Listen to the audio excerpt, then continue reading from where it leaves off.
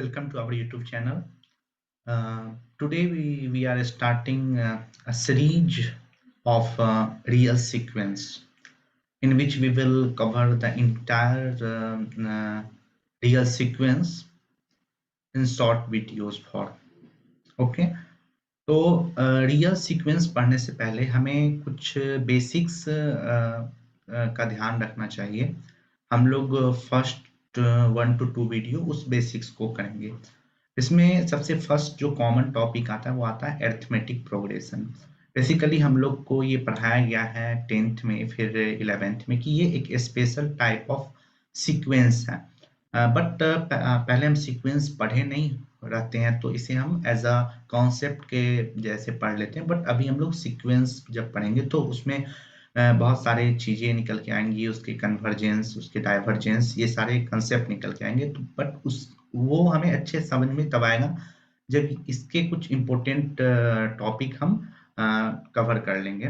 जैसे कि सबसे पहले अगर एपी का मीनिंग क्या होता है कि A1 A2 A3 to AN जो सीक्वेंस है उसे हम एपी कब बोलेंगे? उसे एपी तभी बोलेंगे जब difference of any two consecutive term एक कांस्टेंट के इक्वल हो। यानी A2 माइनस और A1 का डिफरेंस A2 माइनस A1, फिर A3 minus A2, A4 minus A3 और En माइनस En माइनस 1 सारे का डिफरेंस सेम हो और वो एक कांस्टेंट के इक्वल हो, और तो हम बोलेंगे कि ये टर्म एपी में है।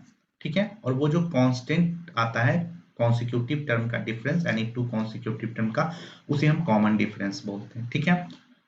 और अगर हमें एक टर्म एपी का फर्स्ट टर्म दे दिया जाए और कॉमन डिफरेंस दे दिया जाए तो हम उसे एपी जनरेट कैसे करेंगे? तो हम उसमें ऐड करते जाएंगे, हर नेक्स्ट टर्म में कॉमन डिफरेंस ऐड करते जाएंगे प्रीवियस टर्म में, तो नेक्स्ट टर्म मिलते जाएगा। जैसे ए में हम कॉमन डिफरेंस डी ऐड कर देंगे तो नेक्स्ट टर्म हमारा ए प्लस डी मिल जाएगा। ए प्लस डी में फिर से कॉमन डिफरेंस ऐड करेंगे तो हमारा नेक्स्ट टर्म ए प्लस टू डी मिल जाएगा। इस तरह से हमें एन टर्म मिल जाएगा। तो इसी तरह से हम ये ऑप्टेन किए यहाँ से nth टर्म का formula. nth term of AP having first term A and common difference D is given by Tn is equal to A plus n minus 1 into D। ये फॉर्मूला होता है nth term of an AP find करने का। मतलब जब भी कोई expression लगे कि ये AP फॉर्म होगा और हमें उसका फर्स्ट टर्म और कॉमन डिफरेंस मालूम है तो हम कोई भी टर्म जनरेट कर सकते हैं। फिफ्थ टर्म, सिक्स टर्म, यहाँ पे n की जगह पे 5 6 7 जो भी टर्म निकालना हो वो पुट करके। यहाँ पे हम एक इम्पोर्टेंट कंसेप्ट देखेंगे कि ये जो nth टर्म का फॉर्मूला है वो nth टर्म फ्रॉम बिगिनिंग से फॉर्मूला है। जैसे ये अगर एक्सप्रेशन एपी में है तो nth टर्म फ्रॉम बिगिनिंग से हमारा ये फॉर्मूला आया, मतलब इधर से हम स्टार्ट किए हैं तो जाके ये फॉर्मूला मिला है हमारा a plus n minus 1 into d. But अगर हम nth टर्म फ्रॉम इंड से फाइंड करें तो फिर क्या होगा फॉर्मूला? तो उसमें दो पॉसिबिलिटी है। फर्स्ट पॉसिबिलिटी है कि हो सकता है कि लास्ट टर्म का वैल्यू हमें पता हो, ये लास्ट टर्म क्या है, और हो सकता है कि ये लास्ट टर्म का वैल्यू हमें पता नहीं हो। तो फर्स्ट केस ये है कि total number of term AP में कितना है वो तो हमें पता है कि हमारा एपी में टोटल 10 15 20 जो भी टर्म है हम उसे m मान लेते हैं। तो फिर हमें क्या निकालना है? nth टर्म निकालना है फ्रॉम लास्ट।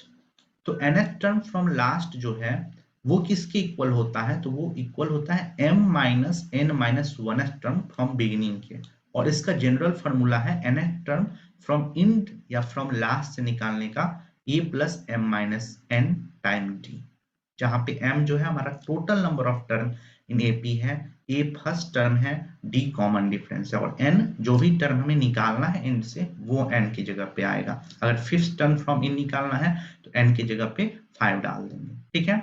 और सेकेंड केस आता है जब हमें लास्ट टर्म पता हो, यानी कि ये जो हमारा an है ये हमें नोन हो, पता हो कि ये 4 5 6 या कौन सा रियल नंबर आ रहा है।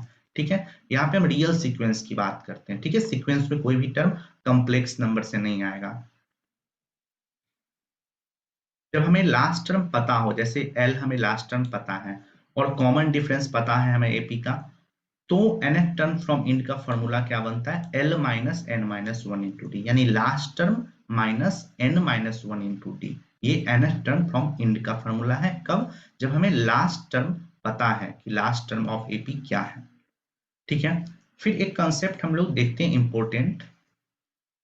ये एपी का प्रॉपर्टी होता है कि जब हम किसी भी एक्सप्रेशन के nth टर्म को लीनियर फॉर्म में एक्सप्रेस कर पाएंगे तो वो जो एक्सप्रेशन है आर्बिट्री एक्सप्रेशन वो एपी जनरेट करेगा। यानी कि अगर हम Tn जो होता है हमारा वो a plus n minus one time d होता है। इसे जब हम थोड़ा सा एक्सपेंड करेंगे n माइनस वन को d से मल्टीप्लाई करेंगे और अरेंज करेंगे तो nd plus a minus D बनेगा। ठीक है, जहां पे हमने d को l से रिप्रेजेंट कर दिया और a माइनस डी को m से, तो ये nl प्लस m बन गया। यानी n वेरिएबल के फॉर्म में एक लीनियर एक्सप्रेशन बना। लीनियर एक्सप्रेशन x वेरिएबल में क्या होता है a x प्लस बी, जहां पे a और b कोई रियल नंबर रहता है कांस्टेंट और x जो रहता है वो वेरिएबल होता है। और यहाँ पे हम a नॉट इक्वल टू 0 कर देते हैं। क्यों? क्योंकि अगर a इक्वल टू 0 आ गया तो सिर्फ b बचेगा, तो वो कांस्टेंट हो गया, और कांस्टेंट हो गया तो वो लीनियर नहीं हुआ, क्योंकि डिग्री फिर कांस्टेंट का डिग्री क्या हो जाता है 0 और लीनियर का डिग्री कितना है 1। यहाँ पे x टू द पावर 1 है। तो इसीलिए यहाँ पे इसी तरह से मान के चलना है कि ये Tn जो है उसे जब हम ब्रेक करते हैं अरेंज करते हैं तो वो ln प्लस m के फॉर्म में आ गया, जहाँ पे n हमारा वेरिएबल। तो ये हमारा एक लीनियर एक्सप्रेशन बना। तो हम बोलेंगे कि ये Tn जो है वो AP को जनरेट कर देगा। मतलब जब हम Tn में n 1 2 3 4 5 6 ये डालेंगे तो एक AP मिलेगा। इसी तरह से कोई भी आर्बिट्री फंक्शन हमें मिले, अगर हम उसे लीनियर फॉर्म में जनरेट कर पाएंगे तो हम बोलेंगे कि ये जो एक्सप्रेशन है वो AP देगा। ठीक है, और जो n का कोफिशिएंट है l वही कॉमन डिफरेंस देता है AP का। जो AP बनेगा उसका कॉमन डिफरेंस हम इस एक्सप्रेशन को देख के बता सकते हैं। जो n का कोफिशिएंट है, यहाँ पे l है तो l हमारा common difference of that AP देगा। ठीक है, फिर एक इंपॉर्टेंट कंसेप्ट आता है कि nth टर्म का जो फॉर्मूला है उसे हम सम ऑफ टर्म के फॉर्म में कैसे लिखेंगे। तो Tn is equal to Sn minus Sn minus 1 होता है, जहां पे Sn क्या होता है sum of first n term. जैसे A1 A2 A3 यहाँ पे जैसे AP है तो फर्स्ट एन टर्म का सम, उसमें से हम n minus one first n term में का सम में से अगर हम first n minus one term minus कर दें तो हमारा क्या बच जाएगा nth टर्म मिल जाएगा। तो ये Tn का फॉर्मूला हो गया Sn माइनस Sn माइनस 1। तो ये भी कहीं कहीं पे यूजफुल हो जाता है, जहाँ पे Sn दिया रहता है और Tn पूछता है तो हम एक n की जगह पे n माइनस वन पहले पुट के और पुट कर देंगे, फिर दोनों को डिफरेंट कर देंगे, सब्ट्रैक्ट कर देंगे, डिफरेंस निकाल देंगे, तो फिर हमारा Tn निकल के आ जाएगा। अब हम लोग एनालिसिस करते हैं कि कभी कभी क्या वो ऐसा क्वेश्चन आ जाता है कि अगर AP है और AP को हम रिवर्स कर दें, यानी कि जो इंड टर्म है उसे फर्स्ट टर्म एज्यूम कर दें, तो फिर AP पे क्या इफेक्ट होगा। तो हम AP को टू वे एनालाइज कर सकते हैं। हम ये देख सकते हैं कि हम A2 minus A1 A3 minus A2 कर रहे थे, तो हम A1 minus A2 minus A3 करें तो क्या इफेक्ट होगा। ठीक है, तो सबसे पहले AP को हम from left to right analyse करते हैं। A1 A2 AN जो टर्म है वो AP में दिया हुआ है हमें। तो जब हम बिगिनिंग से एंड की तरफ जाएंगे यानी कि लेफ्ट टू राइट की तरफ जाएंगे तो हमारा फर्स्ट टर्म A1 होगा, कॉमन डिफरेंस D होगा, और D कैसे आ रहा है तो A2 minus A1 is equal to A3 minus A2 is equal to AN minus AN minus 1 से आ रहा है। उसी को अगर हम राइट टू लेफ्ट ऑब्जर्व करें यानी कि एंड टू बिगिनिंग ऑब्जर्व करें तो क्या होगा, फर्स्ट टर्म चेंज होकर AN हो जाएगा, कॉमन डिफरेंस माइनस D हो जाएगा। तो जब हम बिगिनिंग से एंड की तरफ जाते हैं तो कॉमन डिफरेंस D था, और उसी AP में जब हम एंड से बिगिनिंग की तरफ आ रहे हैं तो कॉमन डिफरेंस माइनस D हो। ठीक है, तो ये कभी कभी इसका एनालिसिस इंपॉर्टेंट होता है, यूजफुल भी होता है।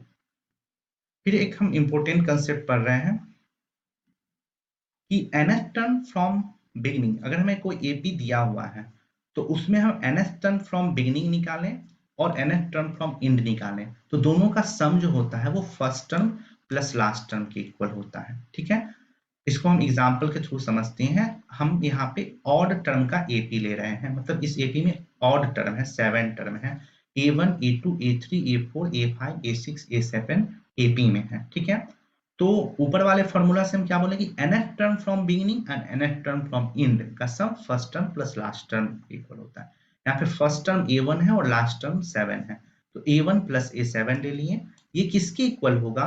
तो सेकेंड टर्म फ्रॉम बिगिनिंग ये A2 हुआ और second term from in A6 हुआ, तो A2 प्लस A6 के इक्वल होगा। और ये किसके इक्वल होगा? A1 प्लस A7 किसके इक्वल होगा? A3 प्लस A5 के भी इक्वल होगा, यानी third term from beginning and third term from in. और ये दोनों एक ही नंबर के इक्वल है तो तीनों आपस में भी इक्वल होगा। फिर अब ऑड है तो ऑड में एक तो ऐसा बचेगा जिसका कोई पेयर नहीं बचेगा, उसे हम खुद से ऐड कर देंगे, यानी A4 प्लस A4 के इक्वल हो जाएगा। यानी कि ये A1 प्लस A7 इक्वल होगा A2 प्लस A6 के, ये इक्वल होगा A3 प्लस A5 के, और ये सारे के सारे 2 टाइम्स A4 के इक्वल होंगे। तो अगर हमें A4 का वैल्यू दे दे और यहाँ से A1 प्लस A6 पूछ ले या A2 प्लस A5 पूछ ले, तो इस कंसेप्ट का यूज करके हम वैल्यू निकाल सकते हैं। और एक इवन टर्म का एपी ले तो इसमें हर एक टर्म का पेयर बनेगा, तो first term plus last term A1 plus A6 हुआ, और second term from beginning plus second term from in इसके इक्वल होगा उसका सम। फिर third term from beginning and third term from in इसका सम इसके इक्वल होगा A1 प्लस A6, यानी ये तीनों के तीनों आपस में इक्वल होंगे। तो ये कंसेप्ट इंपॉर्टेंट है, ठीक है। फिर हम लोग आगे आते हैं कि सिलेक्शन ऑफ टर्म एपी में कैसे करें। तो इसके इनफाइनाइट में है कि आप किसी 3 टर्म 4 टर्म को एपी में कैसे सिलेक्ट करते हैं। आप कोई भी नंबर सिलेक्ट कर लीजिए और उसमें इक्वल नंबर ऐड करते जाइए तो वो एपी बना देगा, बट हमें कैलकुलेशन इजी रखना है, इसलिए कुछ पार्टिकुलर फॉर्म के नंबर हम सिलेक्ट करते हैं। जैसे कि कभी हमें 3 टर्म इन एपी सिलेक्ट करके कोई क्वेश्चन सॉल्व करना हो तो हम A minus D A plus D select करते हैं। इसका एडवांटेज क्या कि जब इसका एडिशन होगा तो डी और डी कैंसिल होके हमारे पास सिर्फ एक वेरिएबल में आंसर आएगा, वो होगा A 3A, ठीक है। और जब भी प्रोडक्ट होगा तो भी हमारा कैलकुलेशन इजी होगा, क्योंकि इसका जब प्रोडक्ट करेंगे तो A माइनस डी और A प्लस डी को पेयर अप करेंगे तो हमारा A plus b into A minus b का फॉर्मूला आ जाएगा, तो ये इजी होगा फॉर कैलकुलेशन, ठीक है। इसी तरह से जब हमें 4 टर्म 5 टर्म 6 टर्म पूछे, जनरली क्वेश्चन 6 टर्म से ज्यादा का नहीं आता है, तो हम इसे एज्यूम करेंगे तो हमारा कैलकुलेशन इजी होगा। और वैसे अगर कितना भी टर्म बोले तो हम जनरेट कर सकते हैं, हमें कोई एक टर्म एपी का पता हो और कॉमन डिफरेंस पता हो तो हम जनरेट कर सकते हैं। और हमारे पास nth टर्म का फॉर्मूला भी है, बिगिनिंग से भी और एंड से भी, तो उसे भी जनरेट कर सकते हैं। उसके बाद अब हम लोग एनालिसिस इस बात का करेंगे कि जब ABC AP में दिया हुआ है और उसका कॉमन डिफरेंस हमें दिया गया है D, तो किसी कांस्टेंट को उस हर एक टर्म ऑफ एपी में ऐड करने पे रिजल्टिंग जो एक्सप्रेशन आएगा उस वो एपी में रहेगा या नहीं रहेगा, रहेगा तो फिर उसका कॉमन डिफरेंस क्या होगा, इसका एनालिसिस करेंगे। तो जब हम किसी कांस्टेंट k को ऐड करेंगे हर एक टर्म ऑफ एपी में तो रिजल्टिंग जो टर्म आएगा वो भी एपी में होगा और कॉमन डिफरेंस पे कोई इफेक्ट नहीं पड़ेगा। जो ओरिजिनल एक्सप्रेशन है एबीसी का कॉमन डिफरेंस अगर डी है तो ए प्लस के बी प्लस के सी प्लस, यहाँ पे डी नहीं होगा के होगा, ये के है कांस्टेंट के, तो सी प्लस के भी एपी में रहेगा। अगर हम सेम कांस्टेंट को इच टर्म से डिफरेंस कर दें यानी सब्ट्रैक्ट कर दें तो भी वो रिजल्टिंग एक्सप्रेशन एपी में रहेगा और कॉमन डिफरेंस से कोई इफेक्ट नहीं पड़ेगा। बट अगर मल्टीप्लाई कर दें सेम कांस्टेंट इच टर्म में एपी के तो वो रिजल्टिंग एक्सप्रेशन तो एपी में रहेगा बट कॉमन डिफरेंस के टाइम्स डी हो जाएगा, ठीक है। और जब हम डिवीजन करेंगे नॉन जीरो कांस्टेंट से एपी के हर एक टर्म में तो रिजल्टिंग एक्सप्रेशन तो एपी में रहेगा बट कॉमन डिफरेंस भी वही नॉन जीरो कांस्टेंट से डिवाइड हो जाएगा डी बाई के, ठीक। तो ये इंपॉर्टेंट कंसेप्ट है, कभी कभी पूछ देता है कि कोई एपी में है और उसमें सेम कांस्टेंट ऐड किए तो उसका कॉमन डिफरेंस क्या होगा, तो वो सेम ही रहेगा जो ओरिजिनल एपी का था, बट मल्टीप्लिकेशन और डिवीजन में वो चेंज होता है। मल्टीप्लिकेशन में उतना टाइम हो जाता है और डिवीजन में नॉन जीरो से हम लोग सिर्फ डिवाइड कर सकते हैं तो डी अपॉन के हो जाता है कॉमन डिफरेंस, बट एपी तब भी रहेगा। फिर उसके बाद कंसेप्ट आता है समेशन का।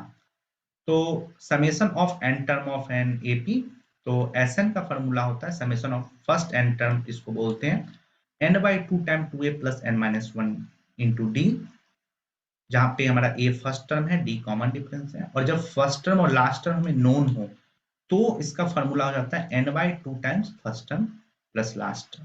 ठीक है, उसके बाद कुछ इंपोर्टेंट कॉन्सेप्ट है समेशन का, उसे हम लोग देखेंगे जो फ्रीक्वेंटली यूज होता है। Sum of first n natural number 1 + 2 + 3 + n, तो इसे हमें याद ही रखना है, ये n × n + 1/2 के इक्वल होता है। सम ऑफ फर्स्ट एन और नेचुरल नंबर जो है वो 1 + 3 + 5 + 7 और 2n - 1 तक, मतलब n नेचुरल नंबर का जनरल एक्सप्रेशन 2n - 1 होता है। nth नेचुरल नंबर का और नेचुरल नंबर का उसका सम n² होता है।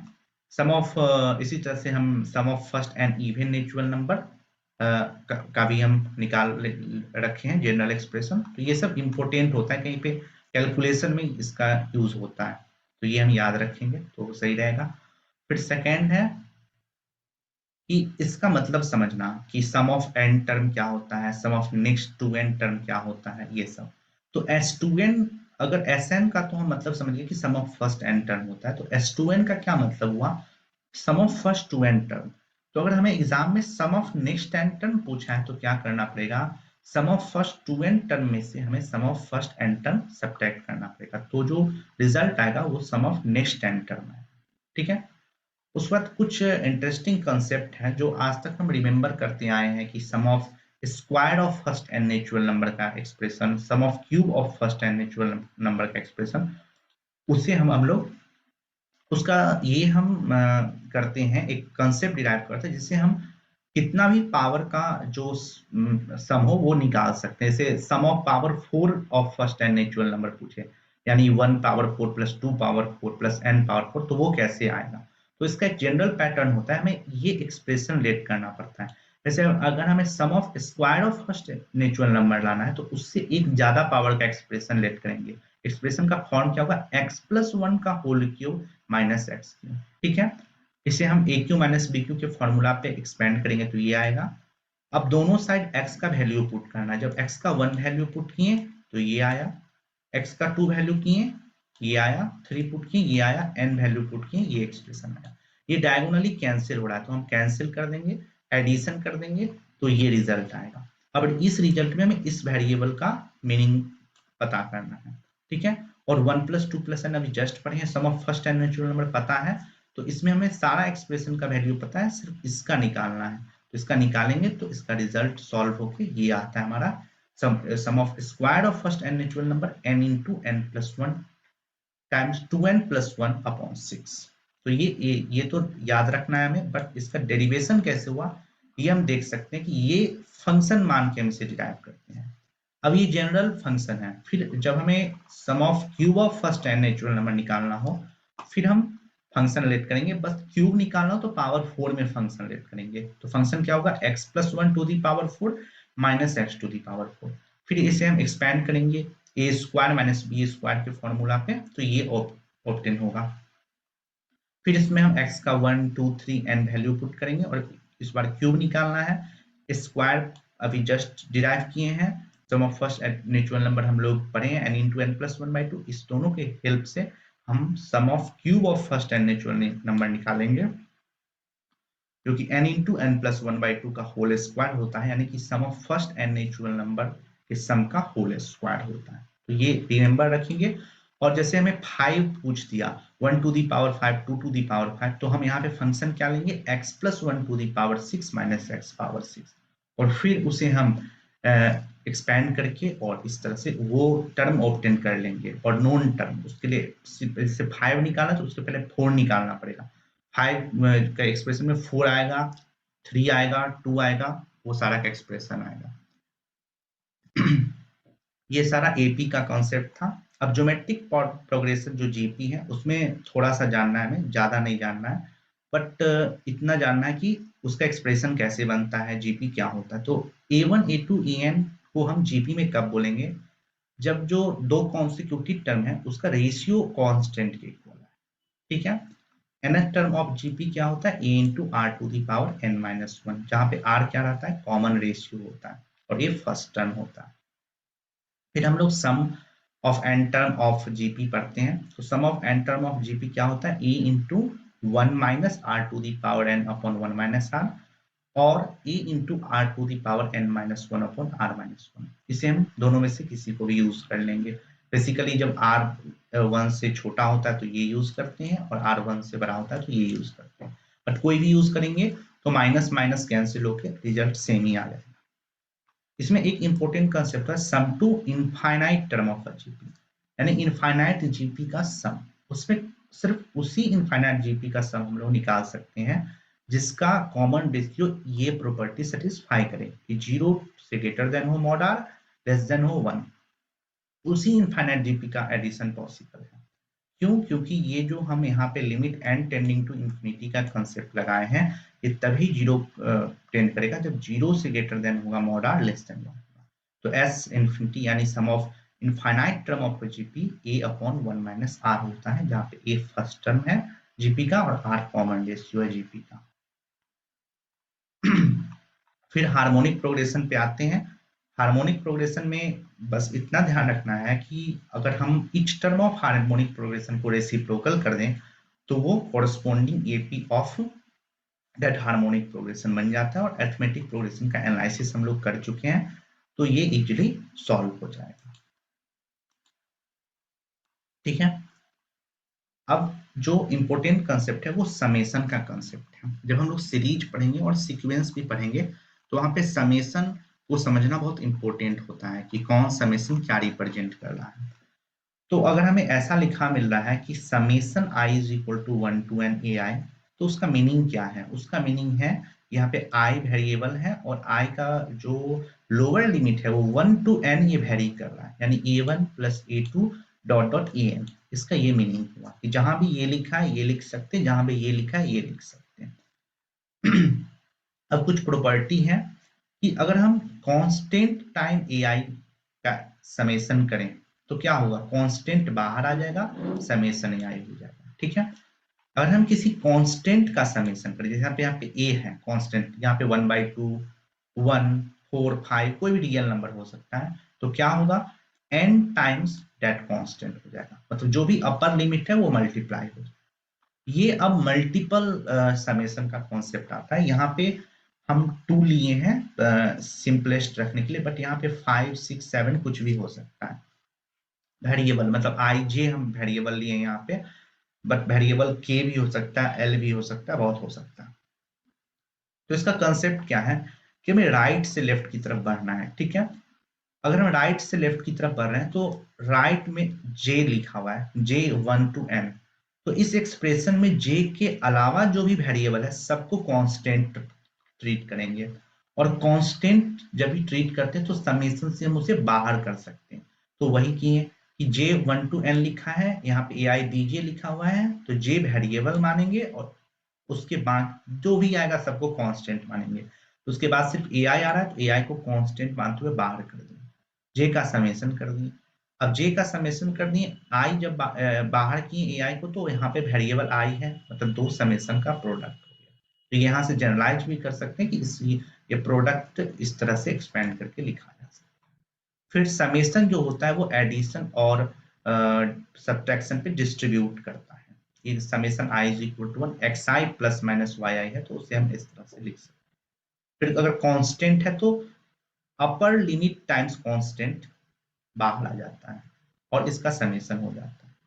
फिर यहाँ पे है कि फंक्शन है, मतलब summation I L to M हो रहा है, लोअर लिमिट एल है, अपर लिमिट एम है, और एफ आई एक फंक्शन एफ आई है उसका समेशन कर रहे हैं, तो वो उसका समेशन इक्वल होता है f l plus m minus i के। तो कहीं पे अगर ये टर्म दिया हुआ है कम्प्लेक्स लग रहा है तो इसे हम रिप्लेस कर सकते हैं आई से। ठीक है, और कभी कभी समेशन में इस टाइप का टर्म लिख देता है कि 1 to greater than equal to j, j से greater than equal to i, और आई से भी greater than equal to f i. तो इसका मतलब क्या हुआ? इसमें वही सारे टर्म का समेशन आएगा जिसका आई जे से बड़ा है और यह बराबर है कि आई ग्रेटर देन इक्वल टू जे है, but both J and I 1 और 5 के बीच में होना चाहिए। तो ये थोड़ा इंपॉर्टेंट है, इसका कोई जनरलाइज फॉर्म नहीं है, वो हमें देखना होगा कि जो भी पॉसिबल फॉर्म है यहाँ पे उसमें से सिर्फ उसी टर्म को हमें सेलेक्ट करना है जिसमें कि आई जो हो वो जे से बड़ा हो और आई और जे दोनों 1 से 5 के बीच में। तो 1 से 5 के बीच का सारा पॉसिबिलिटी में से हमें सिर्फ उसी को सिलेक्ट करना है जिसमें i j से बड़ा। उसके बाद एक कॉन्सेप्ट होता है, यहाँ पे दो कॉन्सेप्ट है कि एक बार तो हम एक कांस्टेंट से फंक्शन को मल्टीप्लाई कर रहे हैं प्लस सी एक दूसरा कांस्टेंट ऐड कर रहे हैं। तो क्या हुआ कि दो कॉन्सेप्ट लगा। पहला तो ये लगेगा कि कांस्टेंट ऐड करने पे एन के हो जाता है, वो लगा दिए एक बार एन सी, और फिर एक कॉन्सेप्ट लगा कि कांस्टेंट मल्टीप्लाई करते हैं ऊपर के टाइम्स आई करते हैं तो के बाहर हो जाता है। तो वही है कि कोई कांस्टेंट टाइम फंक्शन भी करेंगे तो वो कांस्टेंट बाहर होकर फंक्शन का summation.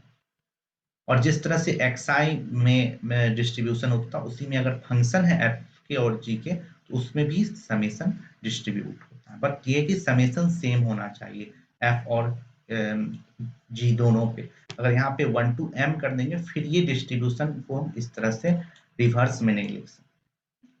Thanks for watching. I hope ये बेसिक जो है वो बहुत हेल्पफुल होगा, और ये जनरली हम स्किप कर देते हैं बट ये इम्पोर्टेंट पार्ट है।